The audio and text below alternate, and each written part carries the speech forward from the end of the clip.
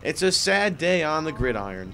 West Genesee High School, the #1 seed in this year's playoffs, is preparing for its first game of the tournament on Friday against Central Square. But in the back of everyone's mind is the death of Ridge Barden, a 16-year-old student from Phoenix who died tragically last Friday from a helmet-to-helmet hit.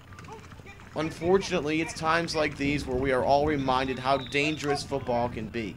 Coaches take severe injuries, like the injury to Rutgers' Eric LeGrand, as signs to remind their players that tackling an opponent correctly is extremely important.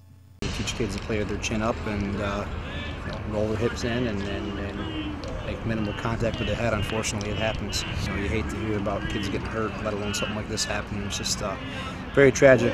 Heart goes out to the family and friends and all the people involved. Like all schools around the nation, Coach Curley preaches correct tackling technique here at West Genesee High School. When going after a ball carrier, one wants to make sure that he or she keeps their shoulder on the head of the ball, going after the legs.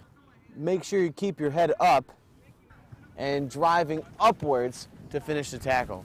Anything else than that could lead to a serious injury.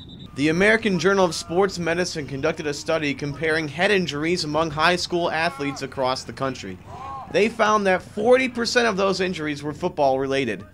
According to Dr. David Kushner, a professor at the University of Miami School of Medicine, many concussed high school athletes go untreated because few symptoms are visual to the casual observer. He also states that many athletes, after receiving a blow to the head, experience considerable emotional pressure to resume sports participation, which could lead to another concussion and an increase in cumulative neuropsychologic effects.